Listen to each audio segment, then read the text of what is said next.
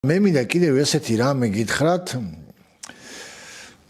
მე ხშირად მეკითხები ანუ აღიარებ თუ არა იესო ქრისტეს ღმერთად და სულ მეკამათებიან ხან მუსლიმები ხან ახლა იუდევლები არ შემოდიან ძირითადად კამათში, იმიტომ რომ მათი ყველა არგუმენტები ზეპირად ვიცი მე. მაგრამ მუსლიმებს უყვართ ესეთი ისა და არის ესეთი მომენტი მე ყოველთვის ვამბობდი რომ იესოს ღვთაებრიობას და ღმერთობას ერთადერთი და ყველაზე სწორი გზა არის მისი დამტკიცების, ეს არის ძველ აღთქმაში. ახალ აღთქმაში ჩვენ გაგვიჭირდება მით უმეტეს მუსლიმთან, მით უმეტეს ებრაელთან ამის მტკიცება. ეს უბრალოდ გადახვევა, უბრალოდ მე მინდა რომ ეს მეთქვა. ვაპირებდი ცალკე ვიდეოს გაკეთებას, მაგრამ ამ ვიდეოშიც ვიტყვი და შემდეგ დავიწყებთ ა ブラ ამის ისტორიაზე ლაპარაკს. იერუსალიმში თუ ვიმე ხართ ნამყოფი, იერუსალიმში არის ოქროს ჭიშკარი. ეს ახლა ამოქოლილია ეს ჭიშკარი. ეს ჭიშკარი ამოქოლილი იყო ოსმალეთის იმპერიის შაჰის სულთან სულეიმან პირველმა ამოქოლა ეს ჭიშკარი, მაგრამ მანამდეც მე-9 საუკუნეში ამოქოლეს, მაგრამ მე-16 საუკუნეში საბოლოოდ ამოქოლეს ეს ოქროს ჭიშკარი, რომელიც სხვათა შორის არის გეცამანის ბაღის პირდაპირ თუ გეცამანის მთაზე ხართ ნამყოფი, იქიდან თქვენ დაინახავთ ოქროს ჭიშკარი, რომელიც ამოქოლილია. ეს ძალიან მნიშვნელოვანი ადგილია ჩემო კარგებო, რადგან იუდაური ტრადიცია და ქრისტიანული ტრადიცია განმარტავს, რომ მესია მეორე როდესაც მოვა ელეონის მთაზე, ამ ოქროს ჭიშკარში შევა ზუსტად იერუსალიმში.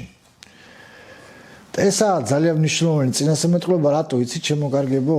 ერთხელ იესო ქრისტემ უკვე შევიდა მაგ ჭიშკარში, როდესაც ვირით შევიდა იერუსალიმში.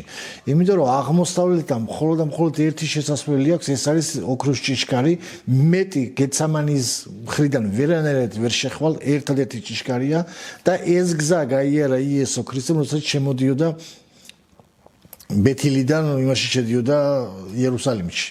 ეს არის 10 დღით ადრე, სანამ იესო შევიდოდა, ეწამებოდა ჯვარზე.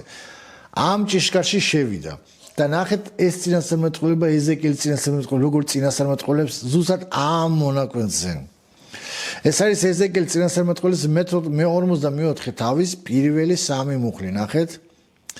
დამაბრუნა საწმინდარის გარეთ, კარიბჭეს გზით, აღმოსავლეთისკენ რომ არის მიქცეული, დახშული იყო იგი. მითხრა უფალმა, ეს კარიბჭე ჩაკეტილი იქნება, არ გაიღება, კაციშვილი ვერ შევა იქ, რადგან უფალი ისრაელის ღმერთი შევიდა მასში.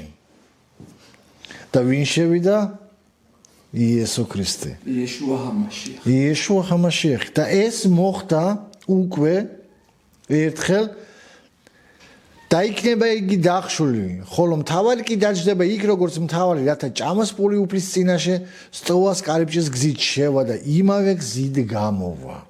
ეს არის უკვე მეორეჯერ მისი მოსვლა, რო იქნება მეორედ მოსვლა, ისევე ამ გზას გაიდა ზუსტად სულეიმანმა პირველმა, რომელმაც იცოდა ეს ტრადიცია, ამის შიშით ამოქოლო ეს ჭიშკარი,